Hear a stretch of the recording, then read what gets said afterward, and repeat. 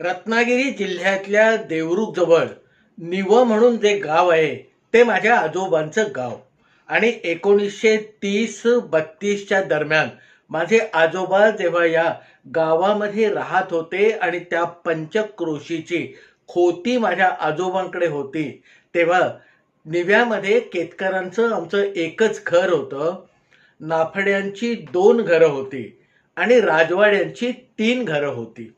आता त्यावेळेला 1930-32 साली राजवाड्यांचं, विजय राजवाड्यांचं एक घर होतं, मुकुंद राजवाड्यांचं दुसरं घर होतं आणि रघुनाथ राजवाड्यांचं तिसरं घर होतं. आता कालगतीप्रमाणे हळूहळू लोकसंख्येच्या प्रमाणामध्ये जशी वाढ होत गेली तशी या मग एका घराची 2 घरं, 2 घरांची 4 घरं झाली आणि 1932 साली राजवाड्यांची असलेली 3 घरं 1939-40च्या दरम्यान त्यांची संख्या 8 पर्यंत गेली. त्याच्यामध्ये मग भाऊ भाऊ वेगळे झाले, पण या सगळ्यांचे संबंध मात्र बिलकुल बिनसलेले नव्हते आणि आपण एकत्र राहिलो पाहिजे. वेगळ्या ठिकाणी स्वयंपाक होत असला तरी आपलं घराणं एक आहे ही भावना किंवा हा जो धागा होता तो बिलकुल कमकुवत झालेला नव्हता. त्याच्यानंतर 1950च्या दरम्यान या राजवाड्यांची घराणी म्हणजे घरं एकंदर झाले आमच्या निव्यामध्ये 24-25. आणि त्याच वेळेला याच राजवाड्यांपैकी एक राजवाडे, दत्ता राजवाडे म्हणून जे होते, ते मुंबईला शिकायला जाऊन तिथे सरकारी नोकरीला लागून 1950च्या दरम्यान मोठे सरकारी अंमलदार झालेले होते. त्यांना सुशीला नावाची 19-20 वर्षाची मुलगी होती आणि या सुशीलेचं लग्न त्यावेळेला दादरमध्ये राहणाऱ्या वामनराव फडक्यांच्या मुलाशी म्हणजे सुजयशी ठरलेलं होतं. आता मुलाला मुलगी पसंत पडली, दोन्ही घराणी तालेवार होती, संबंध चांगले जुळलेले होते आणि एकदा लग्न ठरल्यावर मग मुहूर्त काढायची जेव्हा बाब आली तेव्हा जे वामनराव फडके होते त्यांनी सगळी जबाबदारी आमच्या दत्ता राजवाड्यांवर सोडली आणि त्यांना सांगितलं की राजवाडे साहेब, तुम्हाला योग्य वाटेल तो मुहूर्त काढा आणि आम्ही काही मुलाकडची बाजू आहोत, त्यामुळे आम्हाला विशेष काही फापट पसारा तयारी नाहीये. त्यामुळे तुम्ही ज्या मुहूर्ताला लग्न करायचं ठरवाल त्या मुहूर्ताला आमची संमती असेल. आता मुलीचं चांगल्या ठिकाणी ठरलेलं लग्न मग या दत्ता राजवाडे आणि त्यांच्या पत्नी या दोघांना फार मोठा दिलासा देऊन गेलं आणि मग त्यांना नेहमीचा जो कुळाचार कुळधर्म होता त्याची आठवण झाली. मुंबईच्या एका ब्राह्मणाकडून 4-5 चांगले मुहूर्त काढून त्यापैकी एक मुहूर्त ठरवायचा असं या दत्ता राजवाड्यांनी निश्चित केलं आणि मग ही राजवाडे पती पत्नी 2 जण देवरुख जवळ असलेल्या निव गावी दाखल झाले. त्यावेळेला आपलं बंद पडलेलं घर या दत्ता राजवाड्यांनी उघडलं, तिथे साफसूफ सडा संमार्जन केलं, चांगले चूल होती ती सारवून घेतली आणि मग राजवाड्यांच्या पत्नीने दोघांच्या स्वयंपाकाचं आधण त्या चुलीवर ठेवलं आणि त्याआधी चुलीची पूजा केली. त्या राजवाड्यामध्ये म्हणजे जी ती 24-25 घरं होती त्यांच्यामध्ये रामचंद्र राजवाडे नावाचे गृहस्थ होते आणि या सगळ्या राजवाड्यामध्ये ते त्यावेळेला वयाने ज्ञानाने थोडेसे वडील होते आणि बाकीची राजवाडे मंडळी त्यांना अतिशय वडिलकीचा मान देत असत. दुपारचं जेवण झाल्यानंतर हे दत्ता राजवाडे आणि त्यांच्या पत्नी या रामचंद्र राजवाड्यांकडे म्हणजे अगदी 2 घरं सोडून असलेल्या घरी गेली आणि मग थोडीशी प्रस्तावना करून आपण मुंबईच्या ब्राह्मणाकडून काढून आणलेले जे 5-6 मुहूर्त होते त्याची यादी एक एक करून सांगायला सुरुवात केली. त्यावेळेला नोव्हेंबर महिना सुरू होता आणि या राजवाड्यांनी आपल्या मुलीच्या विवाहासाठी जे मुहूर्त काढलेले होते ते एप्रिल महिन्यातले 2-4, 2-3 मे महिन्यातले आणि अगदीच गेला बाजार एखादा हातचा राखून ठेवावा म्हणून जून मधले 1-2 असे मुहूर्त त्याने काढून आणलेले होते. तेव्हा ओटीवर मांडी घालून बसलेले हे रामचंद्र राजवाडे पटकन उठले आणि जरा थांबा मी जाऊन येतो असं म्हणून लगबगीने माझघराच्या दिशेने आपल्या घरामध्ये गेले. घरामध्ये गेलेले हे रामचंद्र राजवाडे 15-20 मिनिटांनी बाहेर आले आणि येताना त्याने आपल्या दोन्ही बगलेमध्ये 2 खतावण्या म्हणजे पूर्वीच्या काळी अशा लांब सडक वह्या असत, चांगल्या दोऱ्याने घट्टपणे शिवून घेतलेल्या आणि त्या पोथीसारख्या अशा उघडल्या जात. त्याला कोकणामध्ये त्यावेळेला खतावणी म्हणत. आणलेल्या मुहूर्ताच्या कागदावरून आता एखादा मुहूर्त नक्की करायचा असं या राजवाडे पती पत्नींच्या मनामध्ये होतं आणि केवळ आपण यातला एक मुहूर्त निश्चित करणार आहोत एवढंच सांगायला हे रामचंद्र राजवाड्यांकडे आलेले होते. रामचंद्र राजवाड्याने आपली आरशी म्हणजे आजच्या भाषेमध्ये ज्याला चष्मा म्हणतात तो धोतराच्या सोग्याने पुसला, आपल्या डोळ्यावर चढवला आणि मग आपल्या खतावणीतलं एक एक पान उलटायला लागले. आता मुहूर्ताचा कागद आपण त्यांच्या समोर ठेवलेला आहे आणि हे रामचंद्र बुवा राजवाडे मात्र आपल्या खतावणीच्या प्रेमामध्ये पडलेले आहेत. याचं काहीसं पडलेलं कोडं या दत्ता राजवाडे आणि त्यांच्या पत्नींच्या तोंडावर प्रश्नचिन्हाच्या रूपाने उमटायला लागलं. पण समोर बसलेला वडिलकीचा मान असलेला माणूस आपल्याला बसा म्हणाला आहे आणि आपला कागद आपण त्याच्याकडे सुपूर्त केला आहे. त्याच्यानंतर आपल्याला करता येण्यासारखं आता काही नाही आहे हे या दोन्ही पती पत्नींना पुरेसं जाणवलेलं होतं. मग या रामचंद्र राजवाड्यांनी बोलायला सुरुवात केली. त्यांनी सांगितलं की बाबा, हा जो तू पहिला मुहूर्त धरलाय त्यावेळेला आमच्या विमलचं बाळणपण येणार आहे. नंतर हा दुसरा जो मुहूर्त तू धरला आहेस त्यावेळेला अमुक अमुक राजवाड्याच्या सुनेचे दिवस भरत आलेले आहेत. हा तिसरा जो तू मुहूर्त जो धरलेला आहे त्यावेळेलाही अमुक अमुकचे दिवस भरत आलेले आहेत. आता हे दिवस भरत आलेलं म्हणजे या सगळ्या बायका गरोदर असून त्यांच्या डिलिव्हरीच्या अंदाजे ज्या तारखा होत्या त्या या रामचंद्र बुवा राजवाड्यांकडे त्यांच्या खतावणीमध्ये लिहिलेल्या होत्या. कारण आपण निव्यामध्ये बसून निव्यामध्ये सगळीकडे पसरलेल्या राजवाड्यांच्या सगळ्या घरावर या रामचंद्र राजवाड्यांचं पक्क लक्ष असायचं आणि त्यांच्या घरामध्ये जरी दूध तू गेलं तरी त्याचा जाब संध्याकाळी ते सुनबाईला जाऊन विचारायचे. आता एवढं सगळं सांगतायत म्हणजे नक्की याचा अर्थ काय हा दत्ता राजवाड्यांना काही अर्थबोध होईना.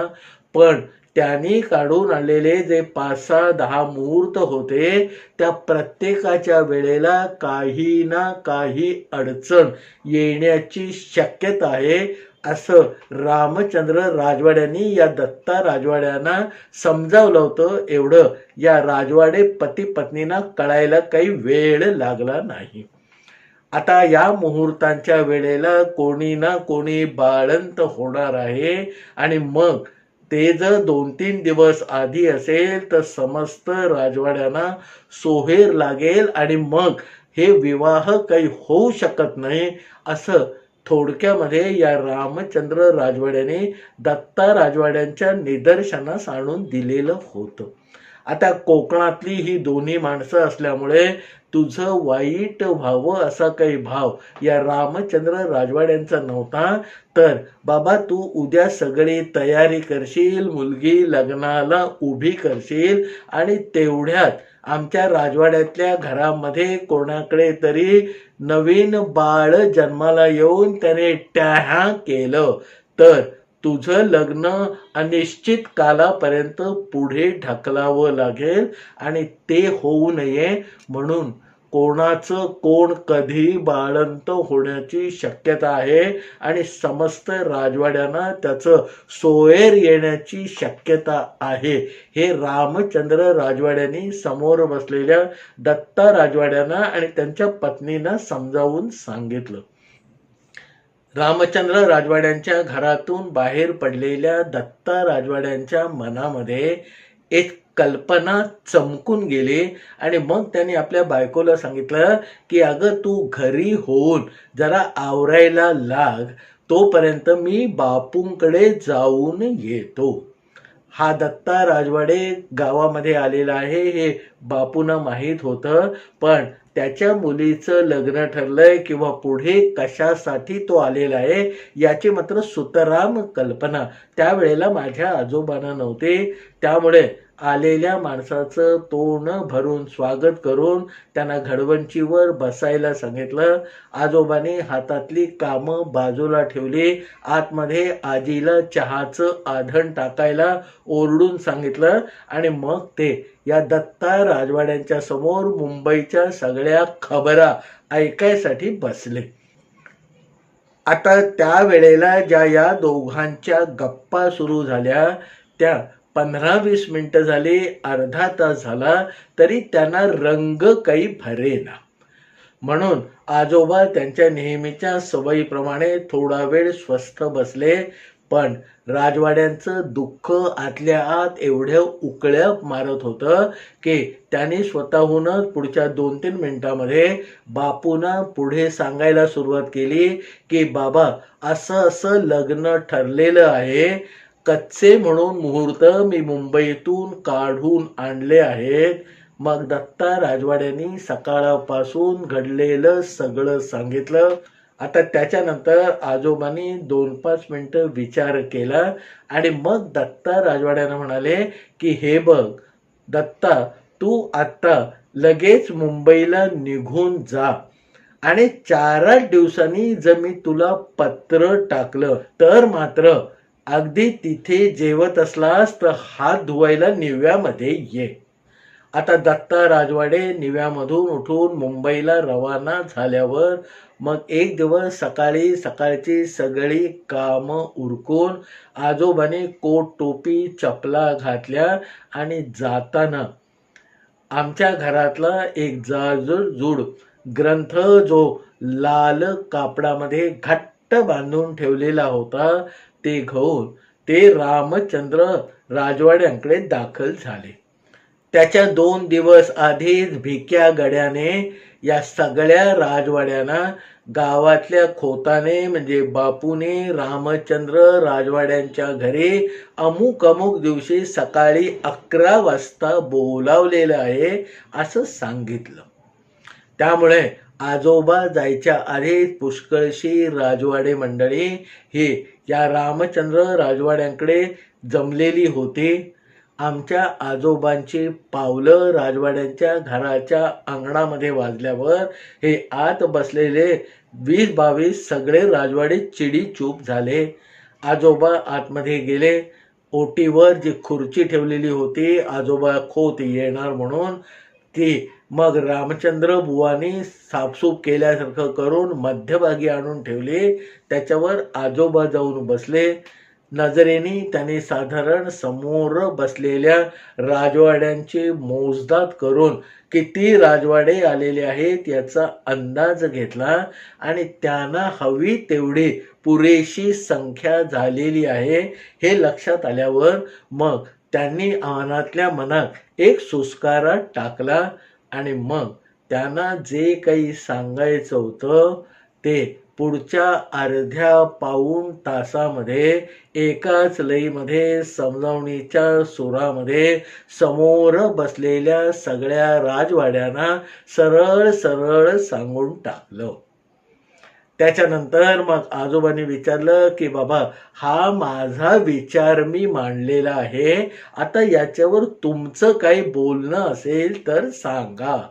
त्यावर राजवाडे म्हणाले की आमचं याच्यावर काहीही म्हणणं नाही. बापू, तुम्ही सांगताय त्या अडचणी आम्हाला नित्य नियमाने येत आहेत, त्याच्यावरून घरामध्ये धुसफूस होते आणि कधी कधी एकमेकाला दूषण देण्याचीही पाळी आम्हा राजवाड्यांवर एकमेकामध्ये येते. तेव्हा तुम्ही आता पुढे सांगाल त्या दिशेने आमची सगळी गाडी जाणार आहे, हे तुम्ही निश्चिंतपणे पदराला गाठ मारून नक्की करा. आता एवढं आश्वासन या समोर बसलेल्या सगळ्या राजवाड्यांकडनं एकमुखाने मिळाल्यावर मग आजोबा उठले, कोट टोपी सावरले. त्यांनी जो भला मोठा ग्रंथराज काखेत बांधून नेला होता तो परत काखेमध्ये लटकवला आणि रामचंद्र राजवाड्यांच्या घरातून ते बाहेर पडणार इतक्यात तिथे विलास राजवाडे नावाचा एक राजवाड्यांपैकी जो गृहस्थ बसलेला होता, त्याने बापूंना मोठ्या कुतूहलाने विचारलं की बापू, हा एवढा मोठा ग्रंथराज तुम्ही आपल्या घरातून इथपर्यंत स्वतः वाहून आणलात, पण त्यातलं एक पानही न वाचता तसेच परत चाललात. त्यावर बापू म्हणाले की बाबा, हा ग्रंथराज मी आणला होता, पण आज त्याची काही गरज पडलेली नाही. त्याच्यानंतर बापू घरी आले. तातडीने त्यांनी दत्ता राजवाड्यांना मुंबईला कार्ड टाकलं आणि 4थ्या किंवा 5व्या दिवशी परत एकदा दत्ता राजवाडे आपल्या बायकोला म्हणजे पत्नीला घेऊन निव्यामध्ये दाखल झाले आणि मग आपल्या घरी थेट न जाता आधी बापूंकडे म्हणजे माझ्या आजोबांकडे हजेरी द्यायला आले. मग आजोबांनी त्यांना बसवलं, गुळ पाणी दिलं, चहा पाजला आणि त्यांच्या पुढे बापूंनी पुढे जे काही करायचं ठरवलेलं होतं ते विस्ताराने मांडलं. आता या सगळ्याला सगळ्या राजवाड्यांची आधीच संमती घेतलेली आहे असं भरत वाक्य जेव्हा आजोबांनी या दत्ता राजवाड्यांना सांगितलं तेव्हा खऱ्या अर्थाने मग त्याने सुटकेचा निश्वास टाकला. मग आजोबांनी पुढची पावलं फटाफट टाकली आणि त्यांना सांगितलं की आपल्या धर्मशास्त्राने आपल्याला जी काही अडचणीच्या गोष्टी येऊ शकतात त्याच्यावरही विचार करून मार्ग काढून ठेवलेले आहेत. फक्त धर्मसिंधूमध्ये दिलेला जो मार्ग आहे तो अनुसरण्याची धडाडी आपल्याला पैदा केली पाहिजे आणि या राजवाड्यामध्ये ती पैदा झालेली आहे. ही आजच्या दृष्टीने एक चांगली गोष्ट आहे. जशी आपली कुटुंब वाढत जातात आणि मग चुलत चुलत चुलत चुलत चुलत अशी नातेसंबंध असतात. आता निसर्ग नियमाप्रमाणे विवाह होणार, मग काही दिवसांनी त्या घरामध्ये त्या नवरा नवरीला बाळ होणार. गावामध्ये राजवाड्यामध्ये बाळ तर होतच राहणार आणि त्यासाठी कोणाचं उभं राहिलेलं कार्य लांबणीवर पडू नये म्हणून या धर्मसिंधूमध्ये जो सुचवलेला उपाय आहे तो आता सगळे राजवाडे मिळून एकत्र एक दिलाने करणार आहेत. सगळ्यांनी हा विषय मनापासून समजलेला होता, त्यामुळे बापू जे सांगत होते त्याला केवळ मम म्हणण्याशिवाय बाकीचं काही काम या राजवाड्यांना उरलेलंच नव्हतं. बापूंनी मग विस्ताराने सांगितलं की बाबा, आता जी मूळ 3 घराणी आहेत त्या घराण्यांच्या वंशावळ्या बघून आपण या 24 घरांची 3 किंवा 4 भागामध्ये विभागणी करूया आणि जे धर्मसंमत आहे, जे सोयीचं आहे तो विधी पुढच्या 2-4 दिवसामध्ये चांगल्या पंडिताकडून करून घेऊया. मग आजोबांनी तो विधी सविस्तरपणे समजावून सांगितला की बाबा, पाया पाय अडकून एकमेकाची कुचंबणा किंवा एकमेकांना सोयर आणि सुतक यामुळे येणाऱ्या अडचणी जास्त त्रासदायक ठरू नयेत म्हणून धर्मसिंधूमध्ये असा वंशाचा विस्तार खूप जास्त झाल्यावर अशा येणाऱ्या या संकटातून काढायचा मार्ग म्हणून पिढ्या कापण्याचा एक विधी सांगितलेला आहे. आता आपापसात तुम्ही ठरवा, सगळे सोयरे बघा आणि पुढच्या 2-4 दिवसामध्ये आपण हा पिढ्या कापण्याचा विधिवत करून घेऊ. त्यामुळे मग कोणाची ना कोणाची सून बाळंत होते. एका पाठोपाठ ही बाळंतपण होऊन जो मुहूर्त धरताना किंवा कुठचाही कार्यक्रम आखताना आपल्या मनावर जो दगड असतो तो दगड पूर्णांशाने दूर नाही झाला तरी पुष्कळसा हलका नक्की होईल. त्याच्यानंतर आजोबांच्या आज्ञेला मान देऊन पुढच्या आठवडाभरामध्ये संगमेश्वर देवरुख इथून 2 चांगले दशग्रंथी ब्राह्मण आणून आजोबाने स्वतः सगळा खर्च उचलून त्या ब्राह्मणांकडून अतिशय शास्त्रसंमत पद्धतीने हा राजवाड्यांच्या आपापसात असलेल्या पिढ्या कापण्याचा विधी करून घेतला आणि मग त्याच्यानंतर त्या सगळ्यांचं जीवन खऱ्या अर्थाने किंवा बऱ्याचशा अंशाने त्या मनाने पहिल्यापेक्षा खूपच सुखकर झालं.